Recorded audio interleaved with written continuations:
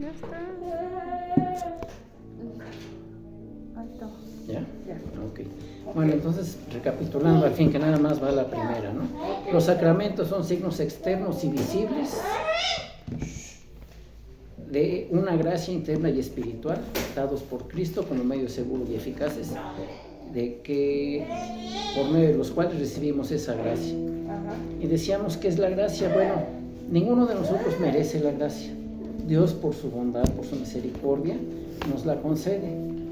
Es como, por ejemplo, yo creo que todos nosotros en algún momento de la vida le hemos comprado algo a alguien sin ningún motivo, que ni es Navidad, ni Día del Maestro, ni cumpleaños, ni Día de las Madres, Día de...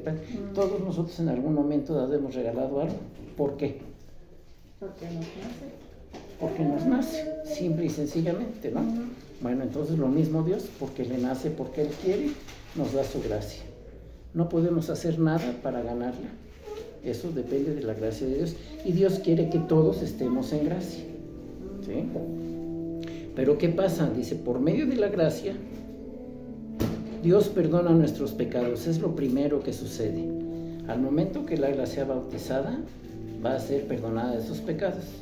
Que ya vi que es medio inquieta y voluntariosa, ¿no? Como todos los niños, mi nieta es igual. Pero sabemos que todos nacemos con el pecado original. Y el pecado original es lavado por medio del bautismo. Y empezamos a vivir la vida en gracia. ¿Sí? Ilumina nuestras mentes para que podamos tener un entendimiento más claro de esa voluntad de Dios y que su palabra la podamos aprender o comprender y sobre todo ponerla en práctica. Aviva nuestros corazones. ¿Para qué? Para que sintamos ese deseo de conocer más de Dios, de acercarnos más a Él, de no tener la actitud que mucha gente tiene de que sí, yo voy a la iglesia cuando hay bodas, cuando hay bautismos, cuando hay funerales, ¿no? Y fortalece nuestras voluntades para que no todo quede como los deseos de fin de año. Ay, sí, voy a dejar de tomar Coca-Cola, pero ahí está para la cena de la Coca-Cola. Que voy a dejar de fumar. O sea, son cosas que nada más decimos, pero no las sentimos. Esto fortalece nuestras voluntades para que eso que queremos se pueda realizar o tratemos de hacerlo lo mejor posible. Luego, ¿quién sigue? Va Luzby. ¿Cuáles son los dos sacramentos mayores del Evangelio? Los dos sacramentos mayores que legó Cristo a su iglesia son el Santo Bautismo y la Santa Eucaristía. Así son los dos. Cuando Él instituyó la Santa Cena, la última cena, dijo, coman esto que es mi cuerpo y beban esto que es mi sangre. Y después esto que decía yo en el principio, vayan y prediquen el Evangelio y hagan discípulos míos, bautizándolos en el nombre del Padre, del Hijo y del Espíritu Santo. Nada más. Como ahorita vamos a ver lo que es el bautismo, nada más vamos a ver esto, la Eucaristía lo se puede ver en cualquier otro momento. Cualquier pregunta que tengan o duda, por favor, me interrumpan, no importa que me interrumpan. Santo Bautismo. ¿Qué es el Santo Bautismo? El Santo Bautismo es el sacramento por el cual Dios nos adopta como hijos suyos y nos hace miembros del cuerpo de Cristo, la Iglesia y herederos del reino de Dios. Fíjate qué importante es el bautismo para los cristianos. El Santo Bautismo es el sacramento por el cual Dios nos adopta como hijos suyos, es lo que les dije hace rato. Es decir, ahorita Laila, técnicamente hablando, porque todos somos hijos de Dios desde que somos engendrados, bueno, desde que somos concebidos, perdón,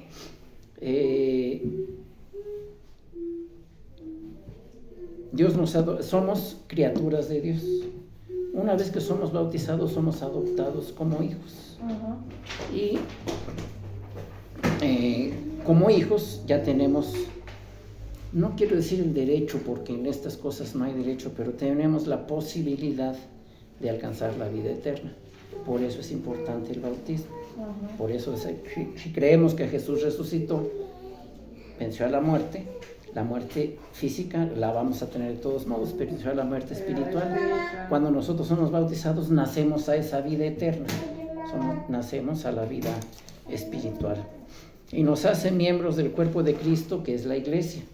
Cristo tuvo 3 cuerpos, o conocemos 3 cuerpos de Cristo. El cuerpo físico que tuvo, el cuerpo místico que es la iglesia, y el cuerpo sacramental, que es el pan y el vino, Ok. que recibimos en la comunión. Mira, lo que te va a dar papá. Ya que estés en paz.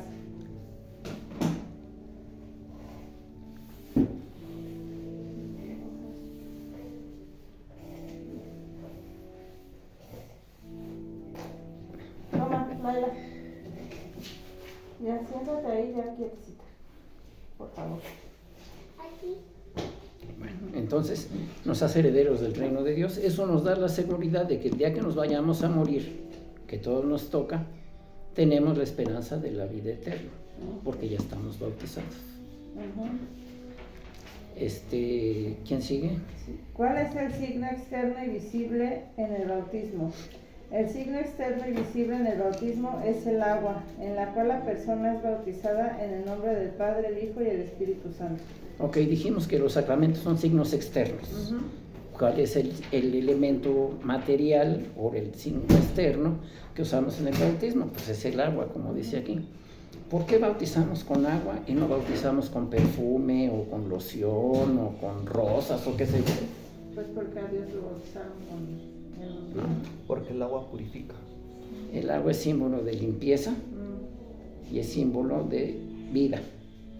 Entonces, cuando somos bautizados, empezamos a vivir la vida eterna y quedamos limpios del pecado. ¿Sí? Por eso se bautiza con agua, por ese simbolismo. Muy bien. Más sitio. ¿Cuál es la gracia interna y espiritual en el bautismo? La gracia interna y espiritual en el bautismo es la unión con Cristo en su muerte y resurrección, el nacimiento en la familia de Dios, la iglesia, el perdón de los pecados y la nueva vida en el Espíritu Santo. Es como va reforzando todo esto que acabo de decir. La gracia interna y espiritual en el bautismo es la unión con Cristo en su muerte. Es decir, morimos al pecado. Pero Cristo no se quedó en el sepulcro, ni se quedó clavado en la cruz. Él resucitó. Por medio del bautismo nosotros participamos de esa resurrección de Cristo, porque ya nunca vamos a volver a morir. ¿Qué se requiere? Espérame, todavía no. El nacimiento en la familia de Dios, que es la iglesia.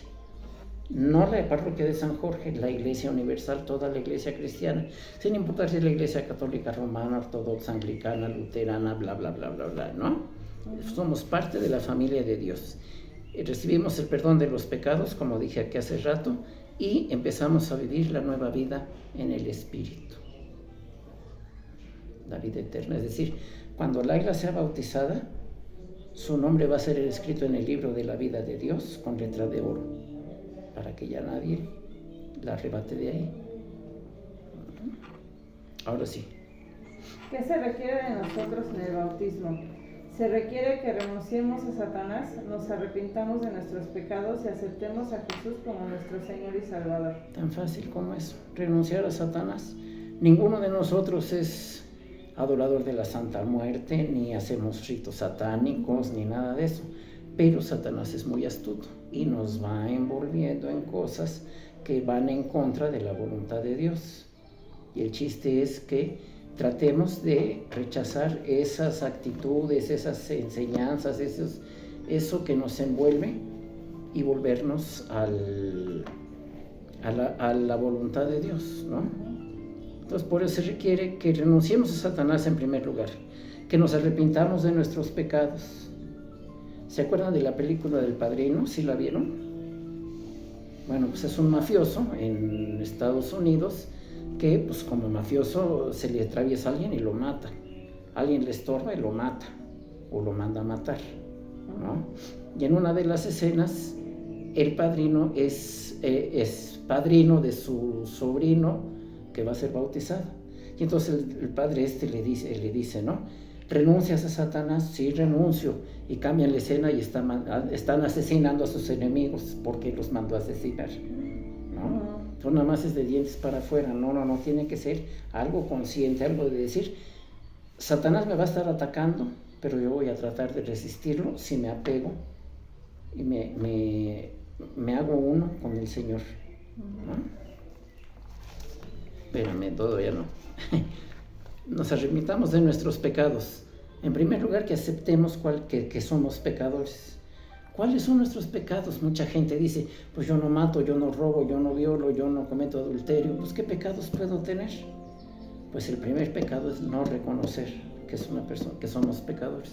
Todos, no hay alguien que se escape, ¿sí? Todos cometemos pecados. Y bien que sabemos cuáles son, nomás que nos justificamos. No, eso es para los otros, no para mí, ¿no? Somos especialistas. Y que aceptemos a Jesús como Señor y Salvador, es decir, que no pongamos nuestra fe en nada más. Hay gente que pone su fe en los amuletos, en un billete de lotería, en el esoterismo, en que me vayan a leer las cartas. Nada de eso. Aceptamos a Jesús como nuestro Señor y Salvador y nada más. Te veo muy pensativo. No. Estoy poniendo atención. Bueno. ¿Por qué entonces son bautizados los infantes? Los infantes son bautizados para que compartan la ciudadanía del pacto, la relación con Cristo y la redención divina. Laila no puede renunciar a Satanás porque ni sabe quién es Satanás. No puede aceptar a Jesús como Señor y Salvador porque no sabe quién es Jesús. Entonces, pero como no podemos asegurar que Laila va a llegar a mi edad, por ejemplo, que ya va a ser viejita, lo que tratamos de hacer es invitarla, iniciarla en la vida cristiana para que el día que sea su muerte, que algún día se va a morir, ella tenga esa certeza de la vida eterna. Por eso se pueden bautizar a los niños, aunque no tengan conciencia. Yo he bautizado a bebés de menos de 24 horas de nacidos. Bebés, bueno, así, chiquitos, ¿no?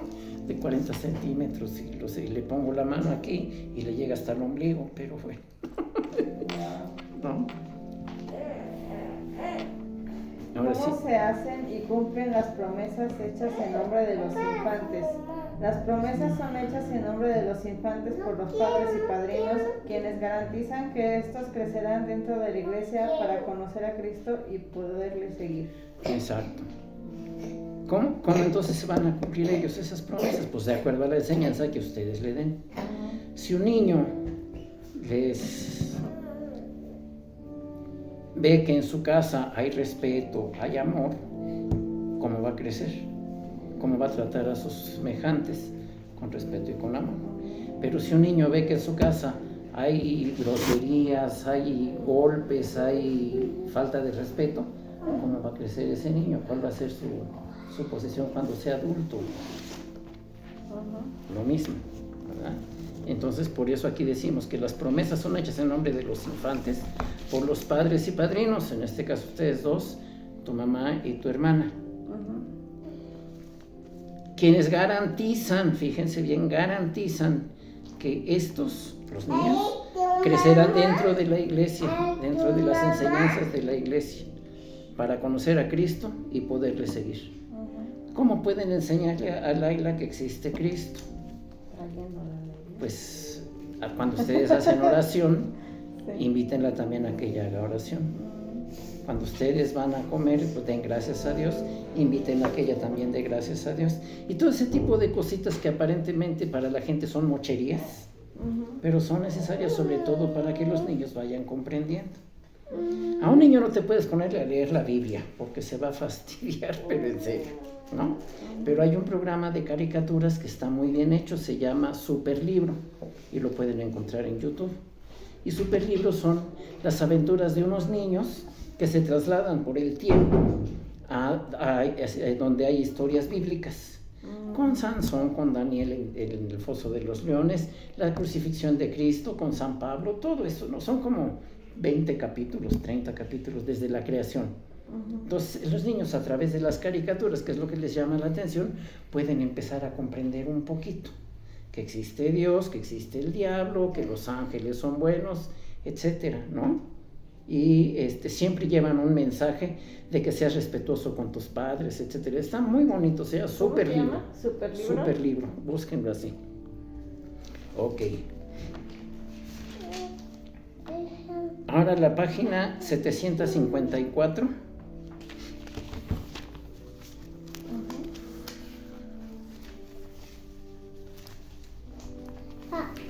La esperanza cristiana.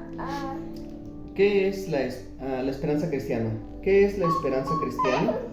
La esperanza cristiana es vivir confiados en novedad y plenitud de vida y aguardar la venida de Cristo en gloria y el cumplimiento de los propósitos de Dios para el mundo. Así es. Entonces, la esperanza cristiana es vivir confiados en la novedad y plenitud de vida. La novedad de vida es la vida nueva y la vida plena es la que obtenemos cuando vamos a la presencia de Dios. Y aguardar la venida de Cristo en gloria, que nos dice el credo, ¿verdad? Que ha de venir a juzgar a los vivos, vendrá con gloria para juzgar a los vivos y a los muertos, y para cumplir los propósitos de Dios. La siguiente. ¿Qué entendemos por la venida de Cristo en gloria? Por la venida de Cristo en gloria entendemos que Él volverá, no en debilidad, sino en poder, y que renovará todas las cosas. Así es. En el Apocalipsis hay un pasaje que dice: yo soy el alfa y la omega, yo hago nuevas todas las cosas pasaron, dejaron de ser, y ahora vienen las cosas nuevas. ¿Cuáles son las cosas nuevas? Pues esa vida que en Cristo todos podemos tener, y que cuando Él vuelva, ya no vamos a tener que celebrar la Eucaristía. Ya nos dirá Él qué tenemos que hacer, ¿no? La que sigue. ¿Qué entendemos por cielo e infierno?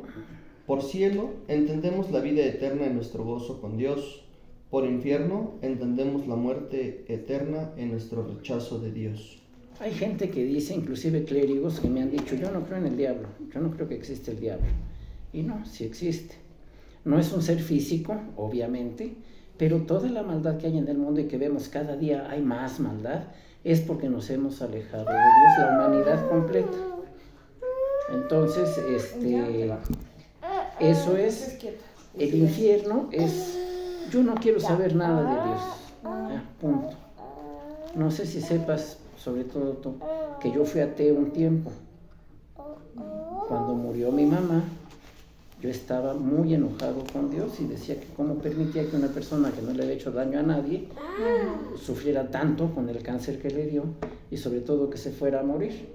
Como si se murió, pues entonces yo dije: Dios no existe. Y eso es precisamente el vivir en el infierno. Yo me alejé de Dios, pero Dios en su misericordia se dignó buscarme, llamarme, y ahora mira, bueno, ahora ya no por mi enfermedad, pero a lo que me he dedicado, ¿no? Entonces, eso, no porque nos separemos de Dios quiere decir que Dios nos dice: ya córtalas, no me vuelves a hablar. Él está constantemente invitándonos a regresar, y depende de nosotros, y parte de eso voy a hablar el domingo, que le hagamos caso, nos dejemos encontrar y estemos dispuestos a seguirle. Un niño, sobre todo cuando empiezan a caminar, tiene un riesgo muy alto de caerse, seguramente se va a caer, pero si lo llevas de la mano va más o menos confiado. Pero ¿qué hacen los niños? Se quieren soltar. Muchas veces con Dios pasa eso. Si nos soltamos de la mano de Dios nos vamos a caer. Por eso es importante que no nos soltemos, que lo sigamos en todo momento, en toda nuestra vida. ¿Okay? La que sigue.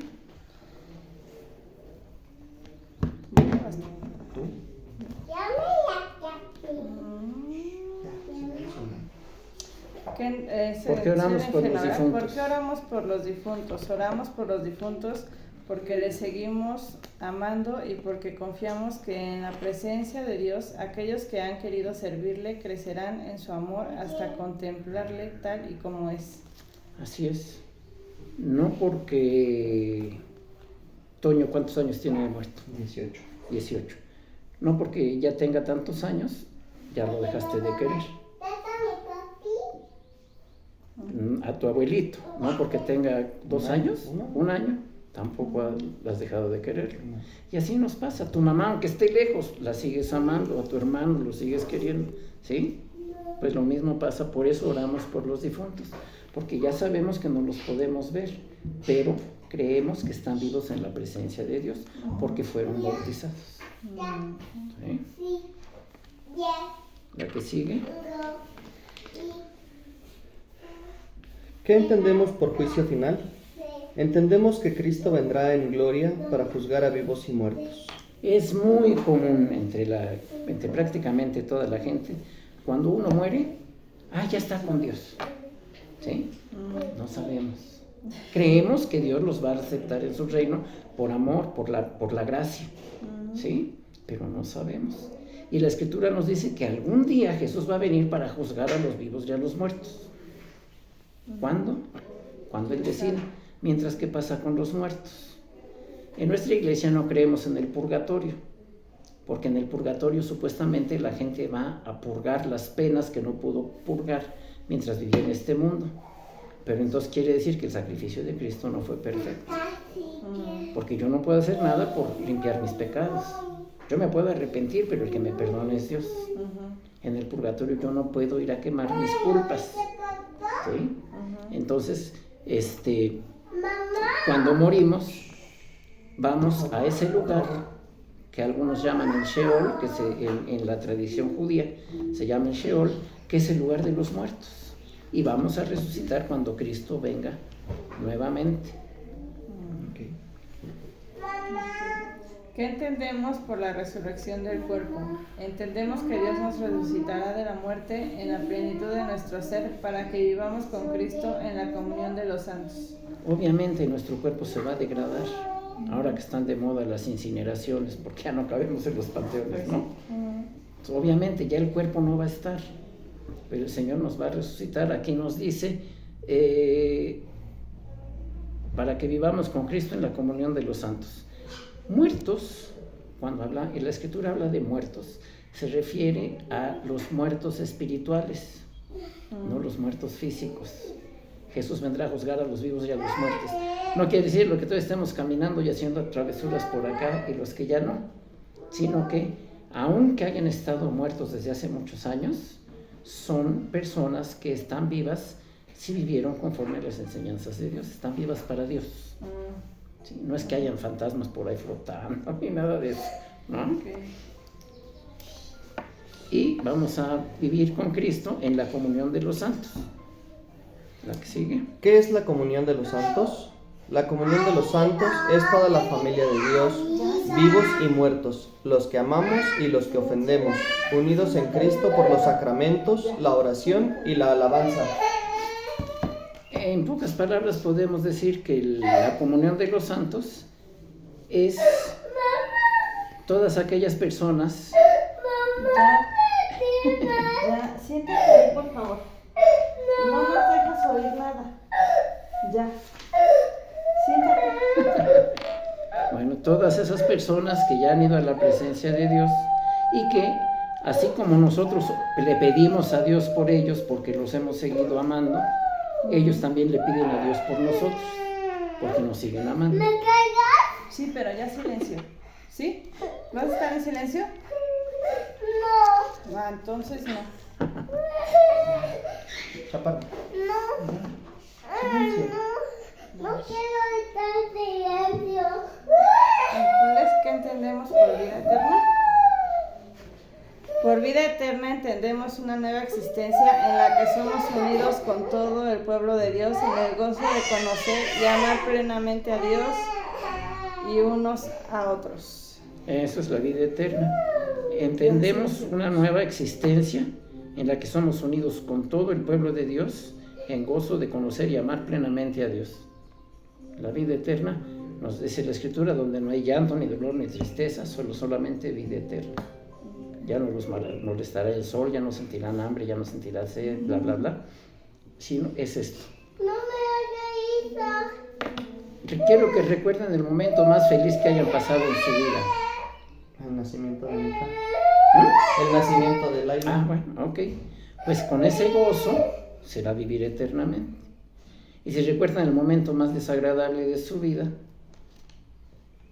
puede ser que ese sentimiento lo tengan para la eternidad si no atacan las enseñanzas de Cristo. Bueno, ya la última. ¿Cuál es nuestra seguridad como cristianos? Nuestra seguridad como cristianos es que nada, ni aun la muerte, podrá separarnos del amor de Dios, que es en Cristo Jesús nuestro Señor. Imagínate que Jesús vino a dar su vida, a sufrir de la manera tan terrible que sufrió, nada más porque sí. Y si tú te portas mal, entonces el sacrificio de Cristo no valió, fue en balde. Pues no, ¿verdad? Entonces lo que nos dice aquí es que nuestra seguridad como cristianos es que nada, ni aun la muerte, nos puede separar del amor de Cristo. Bueno, eso dice San Pablo. Sí, del amor de Dios que es en Cristo nuestro Señor. Tenemos la seguridad de que Dios nos ama a tal grado que dio a su Hijo para que Él pagara el precio de nuestros pecados. ¿Sí? ¿Qué pasa? Ahora vamos rápido ya nada más al rito del bautismo. En la página 221.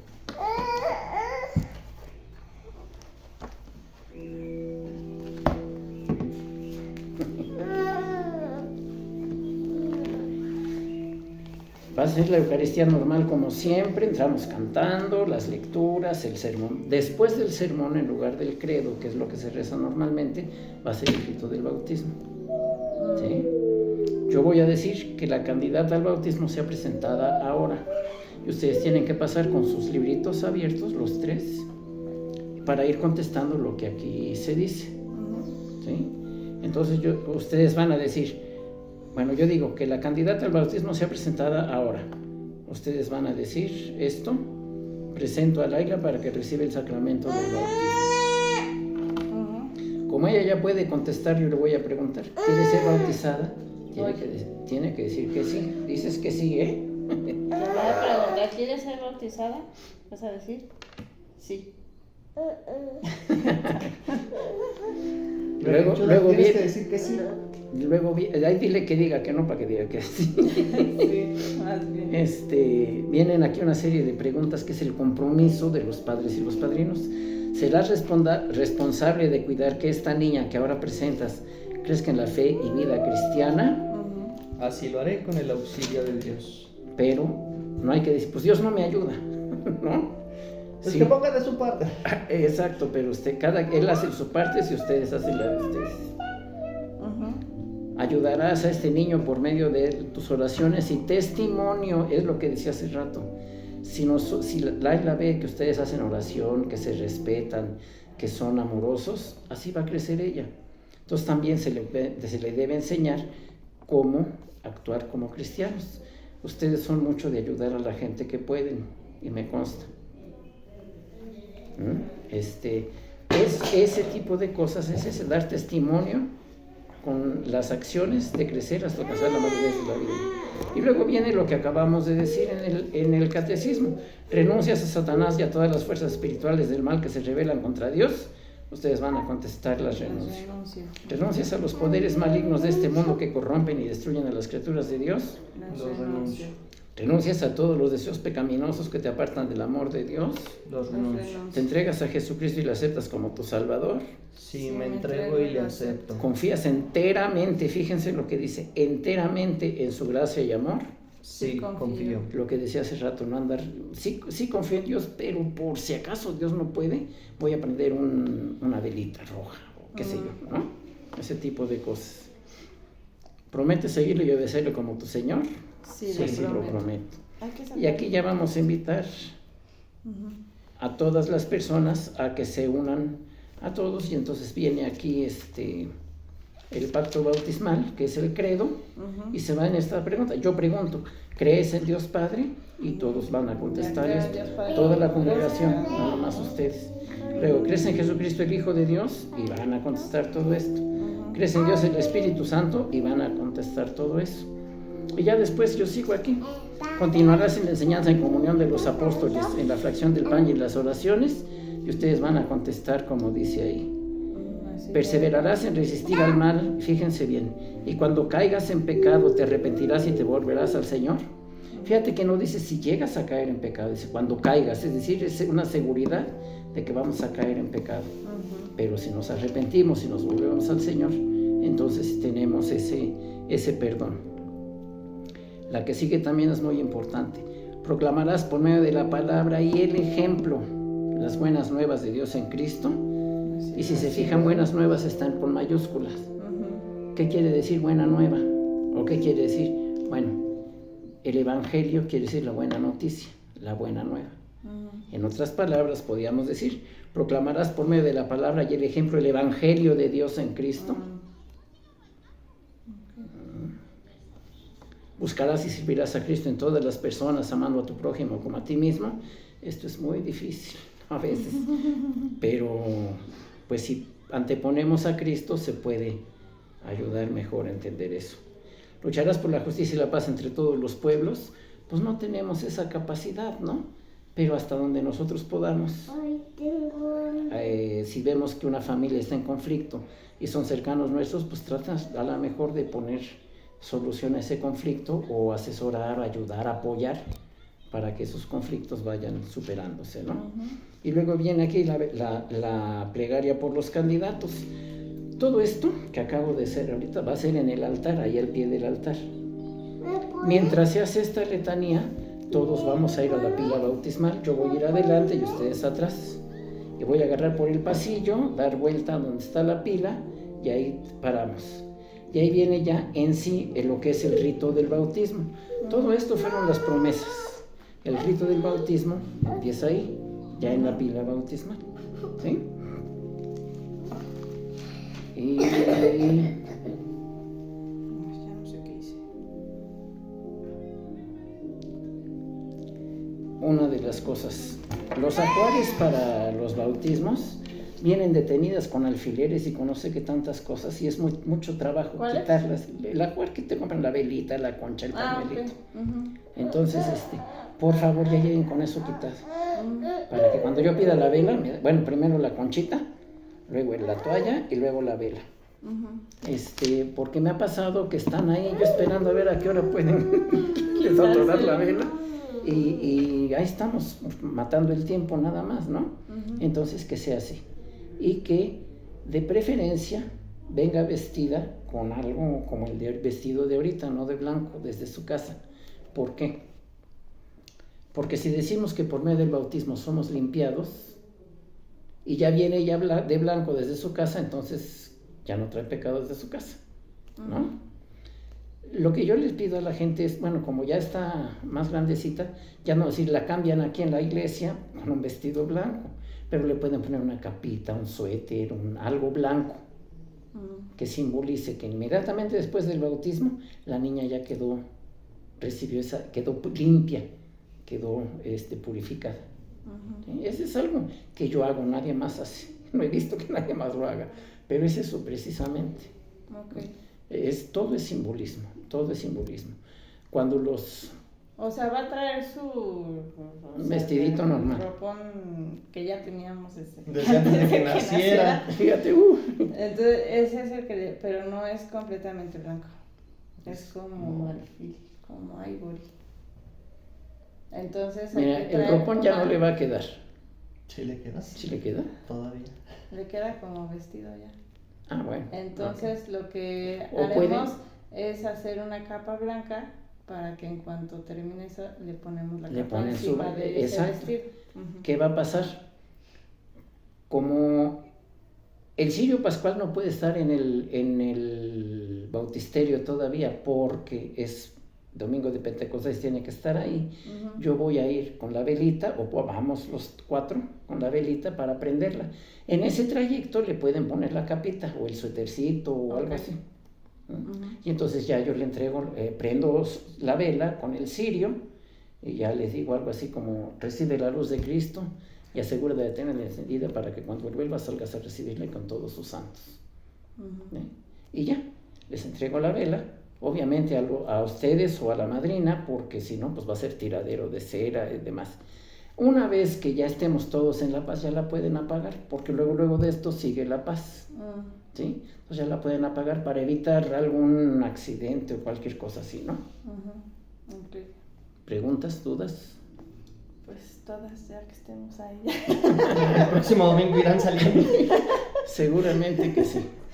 Ok. Entonces, Pues nos vemos entonces dentro de 8 días. Procuren llegar antes de las 12, por favor, para cualquier Sí, cosita porque hay que que haya. poner las flores y vamos a traer lo del pastel y eso para Ajá. dejar todo antes Sí. listo. Sí. Ujú. Ah, ¿le quería tomar foto a esto? Sí.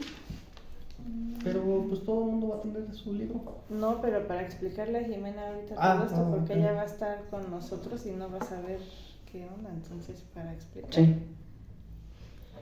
Entonces ¿Página es... qué? 221. Oye, Laila, Te habla tu tío. ¿ya conoces los colores? Oye, dile los colores. A ver, Mira. este es azul, Enséñale. ¿no? ¿Cuál es el azul? ¿Cuál es el azul? Ah, ese. ¿Y este es verde? No, ¿Cuál es el verde? Yo soy bien tontito, ¿eh? sí, Ah, ¿y este es morado? no, ¿Cuál es el morado? Ah, entonces este es el amarillo, no, ¿no? A ver, entonces, a ver si me los aprendí. Este es rojo, sí, este es anaranjado, sí, este es amarillo, este es verde, sí. este tiene un poquito de verde también, pero este es azul y este morado. Ah, ya ves, ya me enseñaste. Que sí, ya son todos esos, ¿no?